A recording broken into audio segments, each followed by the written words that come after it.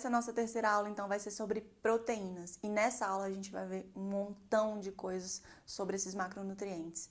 Vamos lá ver qual vai ser a ementa dessa aula.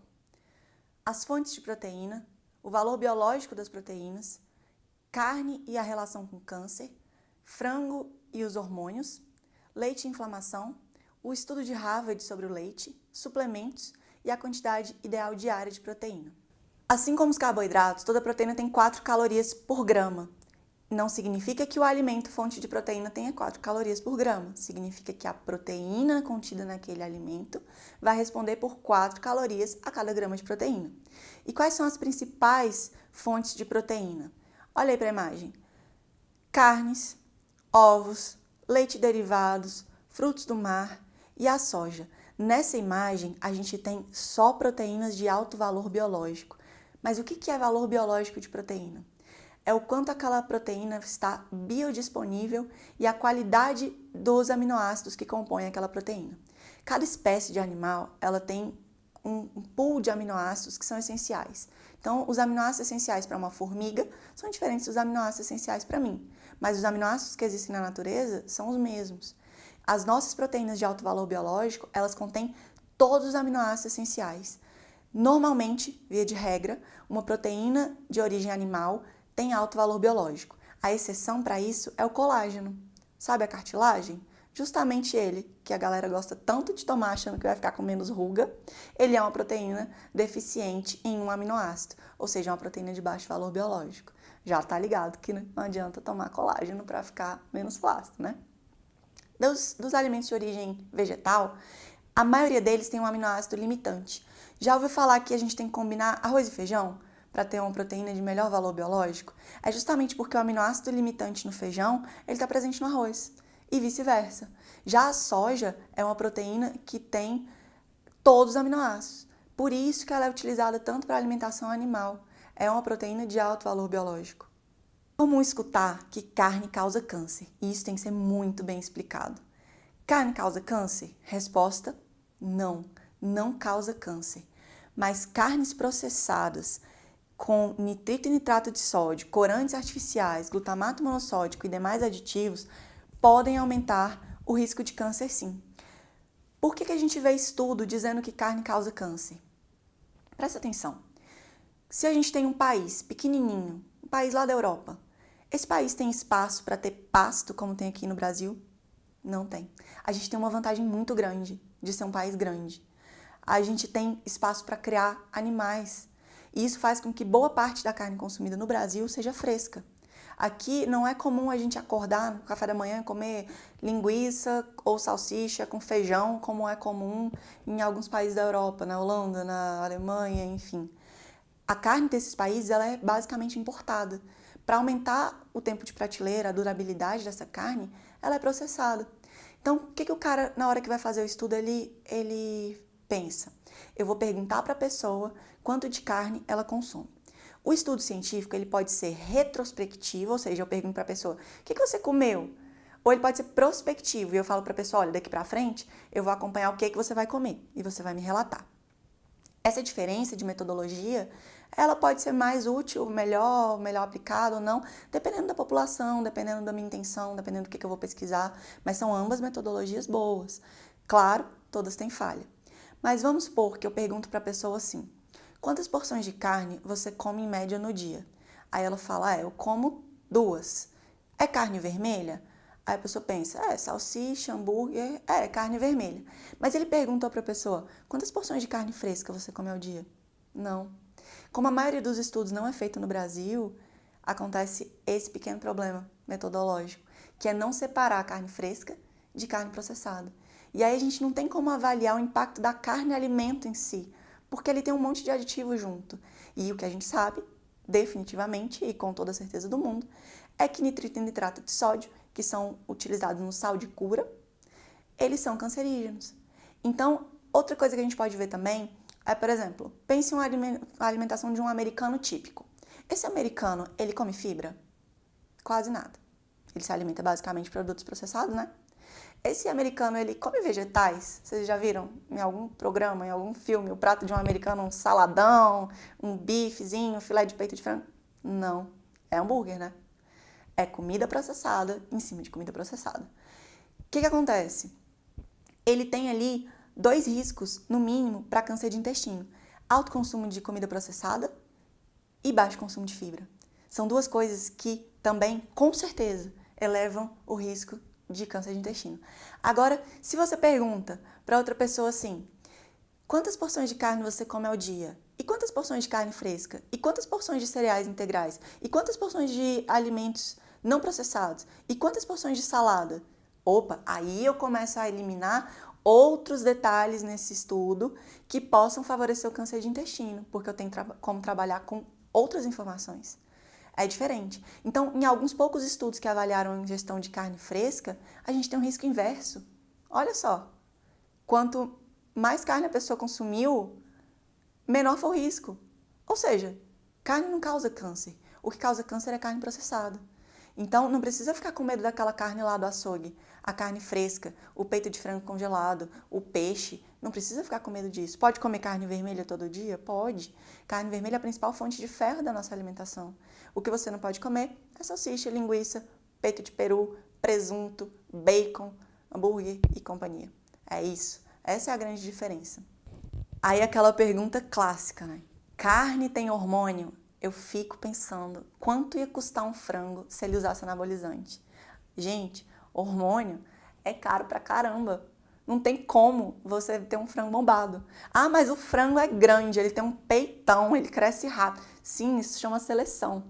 O ser humano faz isso desde que ele aprendeu a plantar, desde que ele aprendeu a confinar os animais para criar. Falava, opa, esse macho aqui, ele é maior, vou cruzar ele com aquela fêmea. Então, por seleção, a gente tem espécies que crescem mais rápido, que têm um peito maior ou que produzem uma carne mais magra, como é o caso principalmente da criação de porcos. Então, isso não tem nada a ver com hormônio. Além disso, e não é o mais importante, porque nós estamos no Brasil, existe uma legislação que diz o seguinte: é proibido utilizar substâncias com efeitos tireostáticos, androgênicos, estrogênicos ou gestagênicos, bem como de substâncias beta-agonistas com a finalidade de estimular o crescimento e a eficiência alimentar. Viu? Existe até lei proibindo o uso dessas substâncias. Mas o principal, pode ter certeza, é que o custo seria muito alto. Então não é utilizado esse tipo de coisa, não. É utilizado antibiótico? Antibiótico é. Hoje em dia a gente tem algumas opções de alimentos que não tem, né? De carne de frango especialmente. Tem as carnes orgânicas e tem algumas, se não me engano, Sadia, Seara, que chama da granja, que são animais criados soltos e sem uso de antibiótico. O preço é bem mais em conta do que uma carne orgânica, mas também não tem a utilização desses antibióticos. Mesmo assim, a gente não tem estudo mostrando que o prejuízo para a nossa saúde desse resíduo seja relevante, tá? Então, ainda é muito mais saudável ter uma alimentação adequada em proteína, ingerir proteína de alto valor biológico, do que ficar se preocupando com esse tipo de coisa que, na maioria das vezes, é só boato. Essa aula de proteínas, ela é polêmica em cima de polêmica. Agora, mais uma. Leite é inflamatório? Não, leite não é inflamatório. Por quê? Porque nenhum alimento in natura é inflamatório. Esquece isso. Leu lá, é inflamatório, passa para o próximo, vai fazer outra coisa. Ah, tô seguindo uma pessoa que diz que inflama, passa para o próximo. O que existe de fato? O que existe é que o padrão alimentar ocidental, pensa de novo no americano típico, ele leva à obesidade. E a obesidade leva ao aumento de indicadores inflamatórios. É comum hoje em dia o médico pedir a PCR ultrassensível para obesos. A PCR ultrassensível, proteína C reativa, é um medidor de inflamação. Quando você está gripado, ela vai lá para cima. Em algumas doenças autoimunes que cursam com inflamação, exemplo, lúpus, artrite reumatoide, ela vai lá para cima. Ela é totalmente inespecífica. Mas o que os estudos mostram? Que a PCR ultrassensível levemente aumentada e constantemente aumentada nessas pessoas obesas aumenta o risco cardiovascular. Um alimento de verdade não inflama o corpo. Um estado inflamatório ocorre especialmente em pessoas acima do peso. Outra pergunta, leite causa acne? Não, leite não causa acne. E esquece essa história de querer tratar tudo com dieta. A acne a gente trata lá no dermatologista, não é com dieta.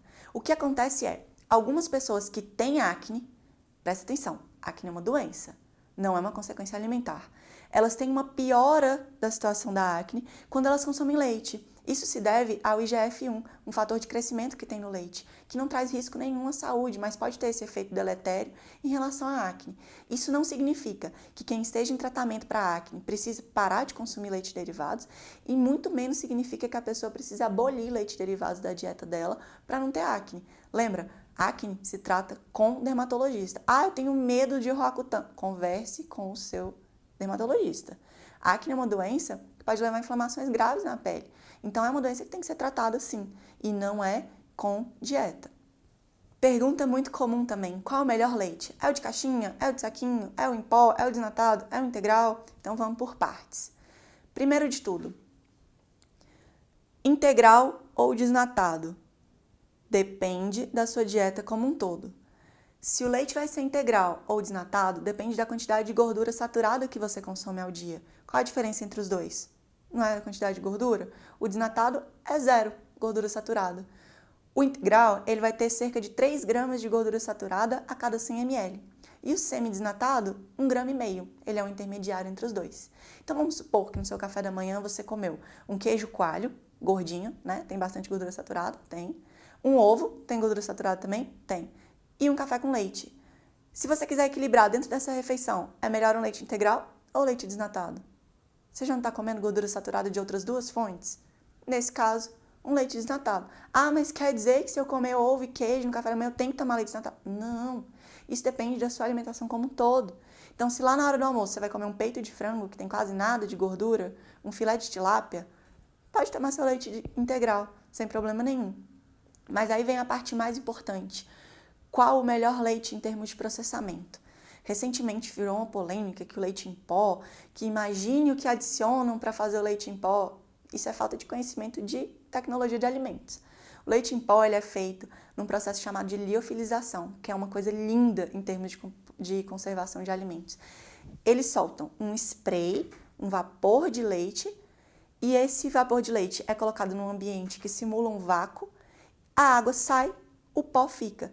Todos os nutrientes são preservados e não é necessário adicionar nenhum aditivo alimentar. Por quê? Porque eu tirei a água desse alimento. A água dentro do alimento é o que mais causa a proliferação de bactérias. Se eu tiro a água, o alimento dura muito mais. Então, leite em pó é saudável? Muito, muito saudável. Agora, presta atenção. Lembra a leitura de rótulos? Não é diferente aqui. Existe leite e existe composto lácteo. Quando é adicionado óleo, maltodextrina, isso aí passou de leite em pó para composto lácteo. Uma coisa bem legal de comparar é a informação nutricional do leitinho comum e do leitinho fases. O leitinho comum é leite, só tem leite e algumas vitaminas adicionadas. O leitinho fases, ele tem óleo e tem maltodextrina, ou seja, ele é um composto lácteo. Legal? Nem um pouco, tá? Dispensável. Para que ele existe, então? Porque se você disser que você tem um leite para 1 ano, um leite para 2 e um leite para 3, vende muito mais. Então, basicamente, é uma jogada da indústria. Criança não precisa de maltodextrina e óleo, não. Ela pode tomar, a partir de 1 ano, só o leitinho comum, leite integral comum, se ela não tiver alergia. E aí a gente tem mais 2 opções de leite animal, pasteurizado ou HT. O HT significa ultra alta temperatura. Ou seja, esse alimento ele foi aquecido até atingir uma temperatura em que ele ficou praticamente estéril. Matou todas as bactérias que tem ali, matou as patogênicas e matou as probióticas. Acontece que quando eu elevo o alimento numa temperatura tão grande, eu corro mais risco de desnaturar proteínas. Desnaturar proteína é um problema? Claro que não. Quando você coloca a clara de ovo na panela e aquece, ela passa de transparente para branca. Essa mudança é porque desnaturou a proteína. Isso não tem problema nenhum, o valor biológico dela se mantém. O que acontece é que pode ter alterações físicas no alimento. Então, o leite pode ficar com coágulo ou pode acontecer alguma coisa assim que não é interessante em termos sensoriais. E aí a indústria acaba adicionando aditivos alimentares. Então, o leite longa-vida, leite de caixinha, normalmente tem aditivos alimentares. Existem 2 opções. A Itambé lançou um agora que não tem nada. Ela deve ter um outro processo de ultra alta temperatura. E o Leitíssimo, que é uma marca bem comum também, ele só tem citrato ou ácido cítrico como conservante, que não faz mal. Então, são marcas tranquilas. No geral, daqui a pouco vão surgir outras, com certeza, mas no geral, o leite de caixinha longa-vida, ele tem aditivos e eu recomendo optar, ou pelo em pó, ou pelo próximo que a gente vai falar, que é o pasteurizado. A pasteurização, lembra lá da escola? Louis Pasteur desenvolveu a pasteurização, mudou o mundo, blá blá blá. Você sabe por que ele inventou a pasteurização? Para conservar a cerveja. Sim, era essa a intenção dele. Conseguiu? Lindamente. A cerveja parou de azedar e virou essa beleza que todo mundo conhece, né? O que ele fez? Ele elevou a temperatura até um ponto em que não matou todos os micro-organismos, mas matou os patogênicos, ou matou aqueles que levam à putrefação, à decomposição do alimento. Ou seja, como tem micro-organismos ali ainda, o tempo de vida desse alimento, o tempo de prateleira, vai ser um pouco menor. No caso do leite, como tem muito mais bactéria do que na cerveja, ele tem essas bactérias probióticas, ele vai durar ali 3 dias e ele tem que ficar refrigerado. No caso da cerveja, como ele pasteuriza para interromper a multiplicação das bactérias e engarrafar ou enlatar, e ela não tem outras bactérias ali naturalmente presentes, ela pode ficar fora da geladeira e por um tempo muito maior. O leite não. O leite pasteurizado, ele não tem aditivos e ele vence rápido. Então ele é conhecido como leite de saquinho ou leite de padaria. Enfim, o que interessa é que você vai comprar ele gelado e ele vai durar pouco na sua casa. Mas é a melhor opção de todas? É sim. Com relação à adulteração, é mais comum você ter adulteração no leite UHT, justamente porque você coloca aditivos alimentares para corrigir, do que no leite pasteurizado, porque a pessoa perceberia as adulterações. Infelizmente acontece adulteração no Brasil, mas via de regra são feitos testes e normalmente quando acontece isso a vigilância sanitária acaba pegando logo e tirando esses alimentos de comércio, tá? Não vale a pena deixar de comer leite porque um ou outro é desonesto. O leite utilizado para a fabricação de queijos e iogurtes, se ele estiver adulterado, ele vai dar algum problema no produto final. Então não se preocupe com isso. O leite mais fácil de estar adulterado é o leite UHT. Aí vem outra pergunta. E o leite vegetal? Bom, leite vegetal não é leite, né? É um composto vegetal, porque leite é a secreção da glândula mamária de mamíferos e inhame, né, não tem peitos. Então, não dá para fazer leite de inhame ou leite de amêndoas, mas vamos chamar assim porque a gente é legal. E o leite de inhame? Quando você for lá na tabela olhar inhame, é basicamente carboidrato. É um alimento saudável? É, mas ele, em termos nutricionais, algum leite vegetal vai se equivaler ao leite animal? Não vai. Ele deve ser usado realmente quando a pessoa tem alergia à proteína do leite de vaca. Leite de amêndoas é saudável? É saudável sim, mas é mais saudável ainda consumir a amêndoa, tá? Então não significa que você não possa tomar seu leitinho vegetal lá de vez em quando se você gosta. Mas deixar essa regra de que leite vegetal é melhor do que leite animal é, no mínimo, uma irresponsabilidade, porque eles não têm a mesma quantidade de cálcio, eles não têm proteínas de alto valor biológico e a quantidade de vitaminas lipossolúveis, na maioria das vezes, é muito pequena. Quais são os melhores leites vegetais? Amêndoas, aveia e coco, ou outras castanhas. Por quê? Porque eles vão ter menos carboidrato e vão ter gorduras de boa qualidade. Muitos deles ainda têm até um pouquinho de fibra. Leite de aveia é muito fácil de fazer em casa. Basta você bater a aveia no liquidificador com água e peneirar. Esse bagaço da aveia que sobrou, você pode usar para fazer um bolo, pode usar dentro de uma vitamina. E o leite, consumir como leite vegetal. Essa ideia é boa para crianças alérgicas? É ótima, tá? Se a criança tiver doença celíaca, se a pessoa tiver doença celíaca, é só lembrar de usar uma aveia sem glúten. E o estudo de Harvard sobre o leite? Bom, eu digitei Harvard leite no Google e apareceu isso aí que você está vendo. Cientistas de Harvard suplicam que paremos o consumo de leite. Fonte Doce Limão. Cientista de Harvard implora que paremos o consumo de leite. Fonte Diário de Biologia. Harvard retira leite e laticínios da pirâmide alimentar. Fonte Sociedade Vegana. Cara, o Google é um desserviço em termos de conhecimento absurdo se você não sabe o que você está fazendo. Você pode se dar muito mal. Vamos olhar aqui. O estudo, ele existiu, de Harvard, e ele foi intitulado 3 Daily Servings of Reduced Fat Milk, an Evidence-Based Recommendation. Ou seja, o que o cara do estudo estava avaliando, o grupo de pesquisadores, na verdade, né? Porque não adianta personificar, Harvard não é alguém. Harvard é uma entidade que pode fazer coisa boa e coisa ruim. mas brasileiro tende a ter um frenesi, né? Ele escuta Harvard, aí ele, nossa, argumento de autoridade, adoro argumento de autoridade, né? Então, o doutor de Harvard, não é assim que as coisas funcionam. Até porque muitas vezes a pessoa diz que trabalhou em Harvard, diz que estudou em Harvard e nem lá pisou, como acontece com alguns charlatões que a gente tem aqui no nosso país. Bom, mas o que foi divulgado pela mídia, como você viu na imagem anterior, não tem nada a ver com o que o estudo falou de fato. Olha só o que o estudo falou. Aqui está a imagem com a conclusão do estudo copiada e colada. Caso você saiba inglês, melhor ler direto daí. Mas se não souber, eu traduzi. Vamos lá então? A recomendação de substituir leite integral por leite desnatado, baseada no controle de peso e prevenção de doenças cardiovasculares, carece de evidências e pode ser prejudicial se o açúcar ou outro carboidrato de alto índice glicêmico forem usados como substitutos da gordura. Para aí, olha para mim. Ele falou para parar de consumir leite? Ou ele questionou se é necessariamente melhor consumir leite desnatado? Porque qual é a recomendação que a gente tem? Você precisa emagrecer? Corte gorduras. É assim que funciona? Não.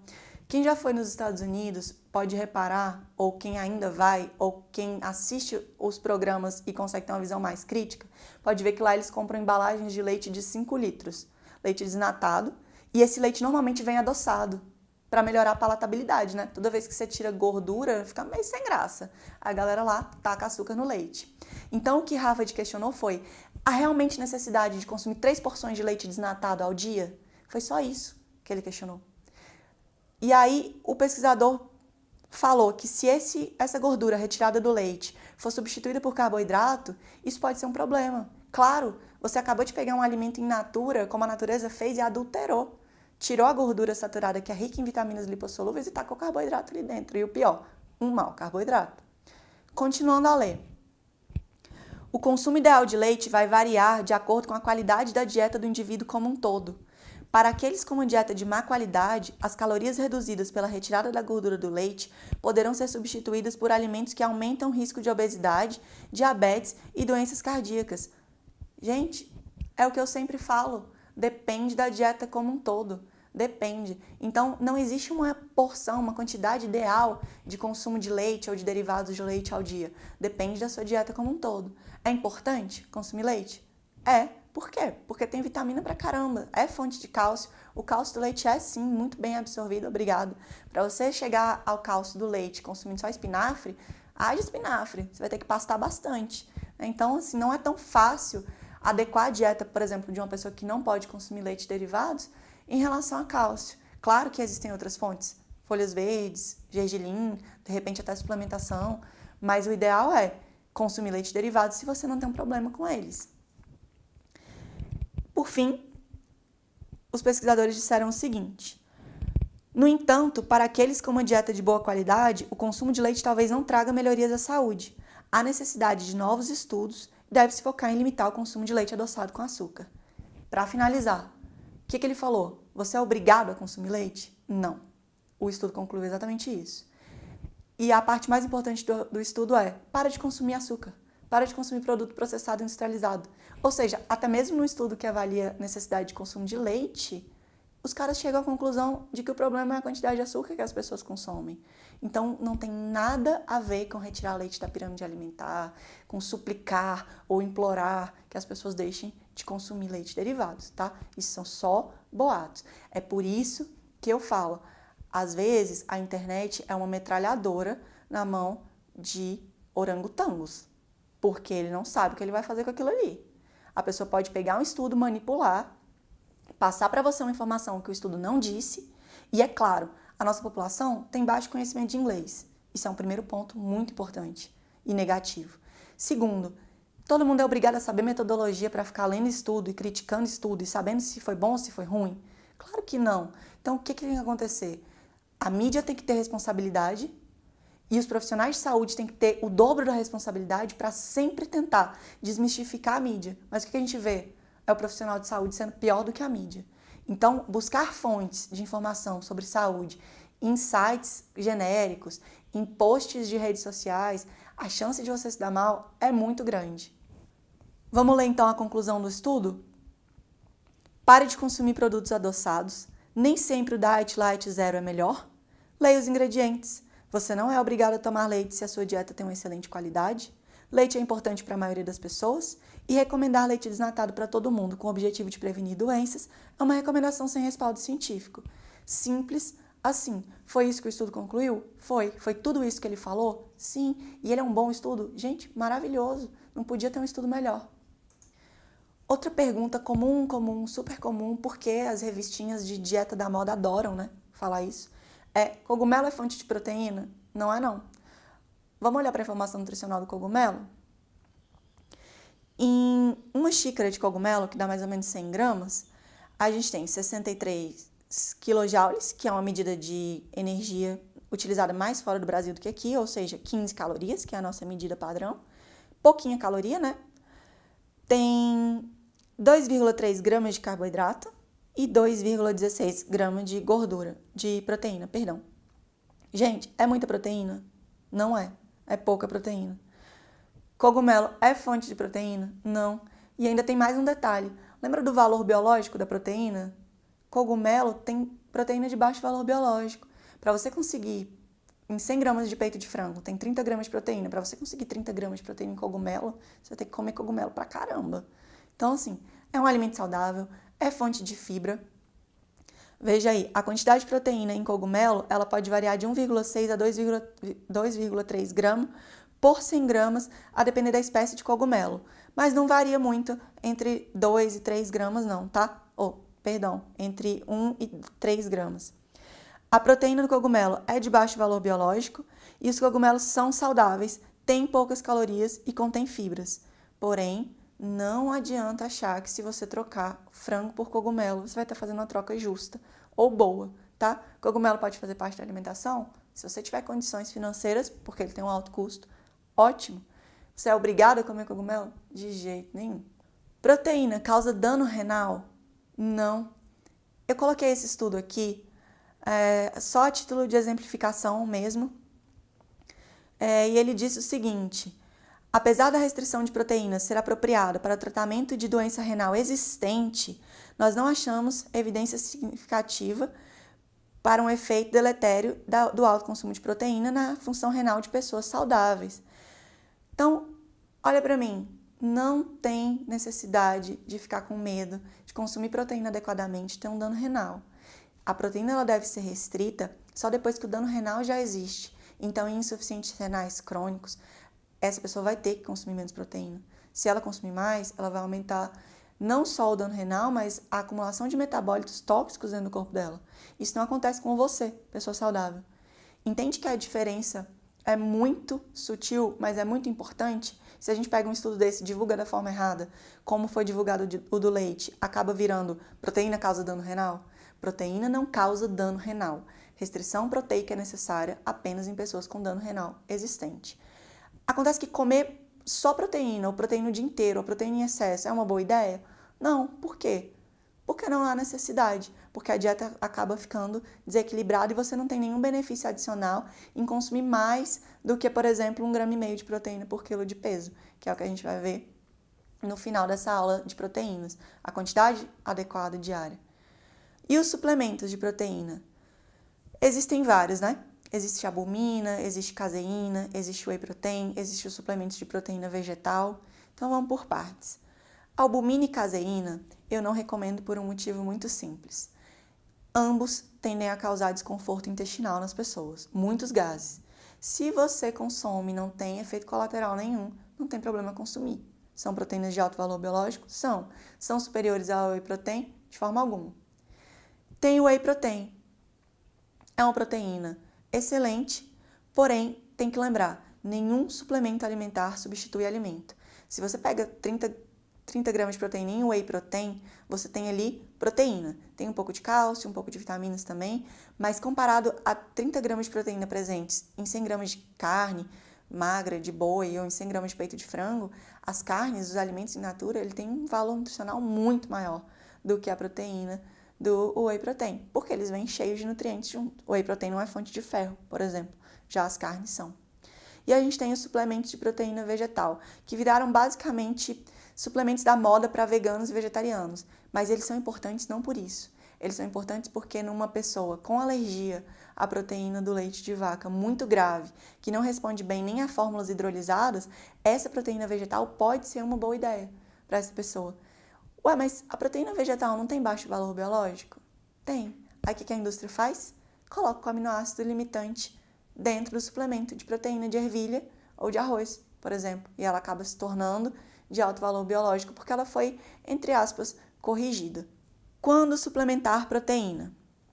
Então a gente vê muita lenda, né? Especialmente vinda de vendedores de suplemento. Você entra na loja de suplemento, nossa, o cara põe regra que não existe, assim. Ele quer, tem que ser 22 minutos e 33 segundos antes do treino e no máximo 1 minuto e 40 segundos após o treino, senão você vai catabolizar, senão você não vai ter resultado. E começa com aquela história toda. Isso não existe, tá? Então, precisa suplementar logo antes do treino? Não, mas depende. Vamos supor que você vá para a academia às 6 horas da manhã e você tome café da manhã às 5h30 da manhã e seu treino seja pesado pra caramba e você não quer comer uma coisa que vai te deixar com o estômago pesado, muito cheio. Então, entre comer um ovo com queijo, um pedaço de peito de frango ou tomar um whey protein, talvez o whey protein seja uma opção melhor, né? Ele é mais fácil de digerir, ele sai mais rápido do estômago e você acaba não indo treinar em jejum. Calma, que de jejum a gente vai falar mais pra frente. Ele pode ser útil logo após o treino? Pode também, mas precisa ser imediatamente após? Não, não existe essa janela metabólica de 1 hora, não. Tá? Você só vai perder massa muscular se você comer pouca proteína ao longo do seu dia e por alguns dias. Então não precisa sair correndo da academia, sacudindo a sua coqueteleira lá, shaker, não sei das quantas, com whey, maltodextrina, BCAA, glutamina e não sei mais o que. Tá? Nada disso faz sentido. Então, vamos supor que você tomou café da manhã, 2 horas depois foi para a academia, ou seja, seu café da manhã pode ter sido composto por alimentos, tranquilamente, voltou da academia, tomou um banho, se arrumou e foi almoçar às 11h30, meio-dia. Seu almoço pode ser só alimento, de novo? Pode, mas vamos pensar em outra hipótese de que você saiu da academia às 10 horas da manhã, só vai almoçar lá para as 2 horas da tarde e precisava de um lanche rápido. Você pode comer uma banana com aveia e whey? Pode. Viu como o suplemento de proteína ele serve para quebrar galho e não para ser uma regra na sua alimentação. Em idosos, é necessário suplementar whey?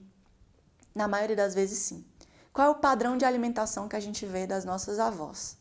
É biscoito com café de manhã, no almoço ela come um pedacinho de carne desse tamanho aqui, arroz, feijão, verdura, à tarde ela toma mais um biscoito com café e aí à noite, normalmente, ela toma mais um biscoito com chá. Cadê a proteína desse idoso?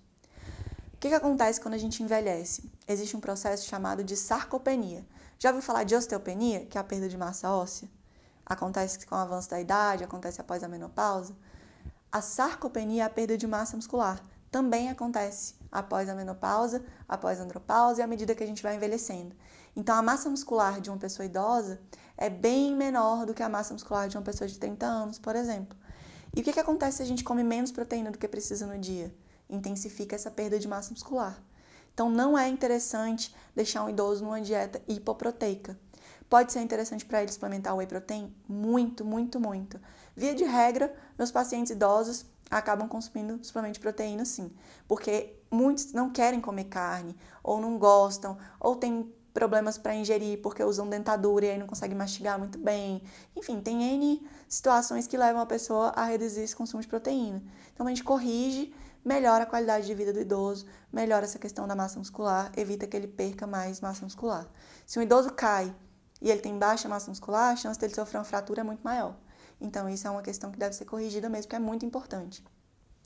Em criança, é comum essa galera fit ficar postando assim, dei whey pro meu filho. Aí todo mundo, oh, nossa, ele tá dando suplemento pra criança. Se você ler a fórmula infantil, normalmente ela tem uma coisa que chama proteína isolada do soro de leite. Sabe o que é isso? Whey. Então, o whey faz mal pra criança? Não. O que acontece é, a criança tem que tomar suplemento? Preferencialmente, a dieta da criança deve ser composta por alimentos.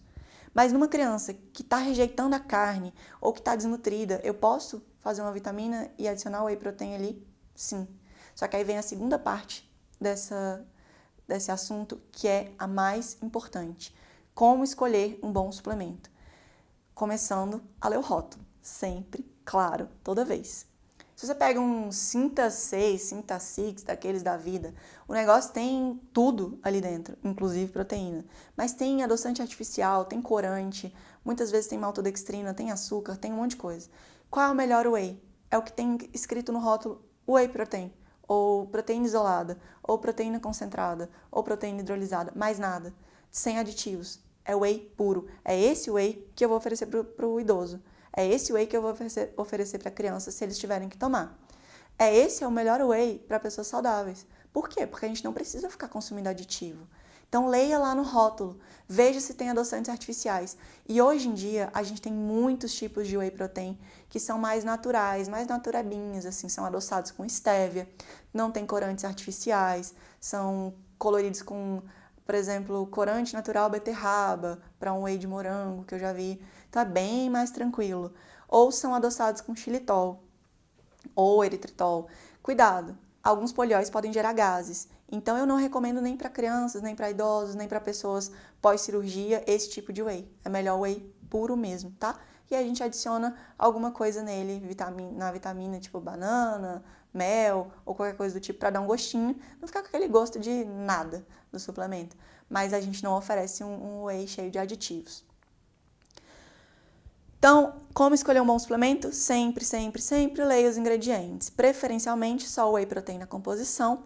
O concentrado, ele normalmente contém lactose, então se você é intolerante, opte por um isolado ou hidrolisado.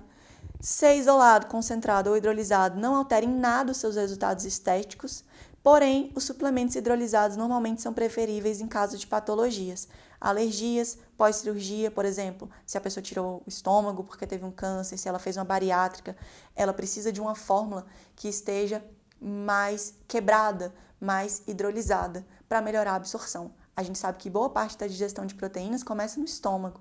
Se a pessoa tirou o estômago por causa de um câncer, essa digestão é prejudicada. Se a pessoa fez uma bariátrica e fez uma redução muito grande do estômago, essa digestão também é prejudicada.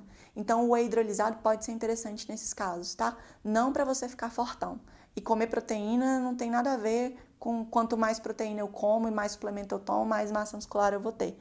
Quem dera, né? Quem fala isso tá vendendo whey tomando bomba, que é o que a gente mais vê, né? E diz que tá ficando grandão porque tá tomando whey. Finalmente, a parte mais importante. Qual é a ingestão diária ideal de proteína? Via de regra, 1,5 grama por quilograma de peso corporal. É 1,5 grama de proteína de alto valor biológico por quilo de peso atual. Não é o peso que você queria ter, não é o peso que você sonha em ter, é o seu peso nesse exato momento. Precisa ser mais do que isso? Não. Pode ser menos do que isso? Até pode, mas quando a gente pensa numa pessoa saudável, numa dieta equilibrada e numa pessoa especialmente que faz algum tipo de atividade física e visa hipertrofia, 1,5 grama tá ótimo. Vai suprir a necessidade, não vai causar perda de massa muscular e não vai ficar aquela quantidade exorbitante de proteína na dieta. Para algumas pessoas é bem fácil atingir essa quantidade de proteína, para outras é dificílimo. Mulheres tendem a não gostar muito de consumir porções grandes de carne, já homens acham a melhor coisa do mundo, né? Coloca aí um bife de 600 gramas no meu prato que eu vou mandar ver. Então, em consultório, normalmente eu vejo assim, a mulher, mas eu não consigo comer 100 gramas de peito de frango. E o cara, nossa, só 100 gramas de peito de frango? Né? Então, existe essa diferença de preferências. E aí entra mais uma vez a questão do suplemento. Não consegue comer, não dá conta de comer a quantidade de proteína adequada? Vamos entrar com suplemento então. Se e somente se não conseguir consumir por alimentos. Precisa de proteína em todas as refeições? De forma alguma, tá? Isso é uma lenda que a gente vai ver daqui a pouco. Agora, na hora de calcular, lembra do aplicativo Fat Secret, por exemplo? Imagine que você pesa 60 quilos. E aí você tem que consumir 90 gramas de proteína de alto valor biológico, certo? 60 vezes 1,5. 100 gramas de peito de frango tem 30 gramas de proteína de alto valor biológico. Se você consumir 300 gramas de peito de frango ao dia, ponto, já deu. Então, eu recomendo sempre, quando você quiser quantificar no aplicativo, começar pelas proteínas de alto valor biológico. Então, carnes, ovos, queijos, leite derivados. Coloca lá no aplicativo esses alimentos, vê quanto de proteína que deu e depois você adiciona os outros. Por quê? Quando você colocar arroz, feijão, eles também não têm proteína, mas a quantidade é pequena e não é de alto valor biológico. Então, é mais importante que a gente garanta 1,5 de proteína de alto valor biológico por quilo de peso e depois entre com os demais alimentos. Como distribuir a proteína ao longo do dia? Então, essa regra de que a gente só absorve 30 gramas de proteína, mentira. Segunda regra de que toda refeição tem que ter proteína, mentira. Então, aquela história do, meu Deus, como é que eu vou lanchar se eu não consigo carregar um peito de frango na minha bolsa, né? Terror e pânico. Tudo está perdido, eu vou morrer, minha massa muscular vai definhar e eu nunca vou ser saudável. Não, esquece isso. O importante é a quantidade de proteína ao longo do dia. O que eu recomendo para a dieta ficar equilibrada de forma geral, para as refeições ficarem equilibradas, é que você consuma proteína em 3 refeições ao dia. Então, voltando naquele nosso exemplo da pessoa de 60 quilos. Se no café da manhã ela consumiu 40 gramas de queijo, que tinha 10 gramas de proteína. 10 gramas de proteína de alto valor biológico, certo? Mais 2 ovos. Cada ovo tem 5 gramas de proteína em média. Então, mais 10 gramas de proteína. 20 gramas de proteína. Aí, no almoço, ela consome 120 gramas de peito de frango e no jantar mais 120 gramas de patinho. Em média ali, 35 gramas de proteína em cada porção de proteína dessas do almoço e do jantar. Deu os 90 gramas? Deu. Difícil? Não. Facinho, né? Teve proteína no lanche dessa pessoa? Não. O que ela pode lanchar? Banana e castanha? Pode ser. Problema nenhum. Tá? O que importa é, de fato, ao longo do dia você consumir a quantidade adequada. Então, distribua da forma que ficar melhor para você. Mas o ideal é que a ingestão proteica seja dividida em pelo menos 3 refeições do dia, por exemplo, café da manhã, almoço e jantar. E nesse caso, o lanche da tarde poderia ter pouca ou nenhuma proteína de alto valor biológico. Mas no lanche da tarde eu gosto de comer um iogurte daqueles gregos, tipo Iorgos, que tem mais proteína, tem 14 gramas de proteína. Ótimo, reduz a proteína de outra refeição, porque você não precisa comer além, mas também não pode comer a menos, entendido? Por que é importante consumir proteína adequadamente? Por vários motivos. Então, veja lá. Saúde muscular, evitar a perda de massa magra, ter hipertrofia, melhor distribuição de macronutrientes da dieta, porque se você tem uma dieta sem proteína, você vai necessariamente ter uma quantidade de gordura ou de carboidrato muito alta, né? Já que a gente só tem esses 3 macronutrientes para compor. Saciedade, a proteína ela demora um pouco mais para ser digerida, e aí é importante lembrar, a carne não passa 3 dias no seu estômago apodrecendo, tá? Isso é lenda. Lenda urbana pesada, daquelas assim que mata o fisiologista do coração. Ele não vai aguentar escutar uma coisa dessa, o ouvido dele vai sangrar. Quando você vai fazer uma endoscopia, qual a recomendação? 8, 10 horas de jejum, né? Ok, então tudo que você comeu antes já foi, já passou. Tá? Se essa coisa ficasse 3 dias no estômago ou no intestino, a gente teria sérios problemas mesmo, provavelmente não viveria. E isso acontece, né? Acontece com pessoas que têm prisão de ventre grave, o alimento acaba ficando muito tempo lá e isso aumenta o risco de câncer e essa pessoa às vezes tem que ir para o hospital para fazer algum tipo de lavagem ou intervenção. Então, não. O normal é que o trânsito intestinal demore aí de 6. Homens têm trânsito intestinal mais rápido porque eles não têm progesterona. Progesterona deixa a musculatura lisa mais lenta, a contração mais lenta. E mulheres têm o trânsito intestinal mais lento. Então, o que você come demora mais para sair, mas não demora 3 dias não, tá? E se você tem algum problema de prisão de intestino, na aula de patologia a gente vai falar sobre isso, mas desde já procure um gastro. Os alimentos fontes de proteína também são ricos em nutrientes muito importantes, vitaminas e minerais. É por isso que a gente não pode substituir carne por whey em todas as refeições e achar que está fazendo um bom negócio. Na próxima aula, nós falaremos sobre gorduras. Gorduras boas, gorduras ruins, gorduras mais ou menos, gorduras que não devem ser consumidas, gorduras e dietas à base de gordura. Vejo você na próxima aula, então. Tchau, tchau!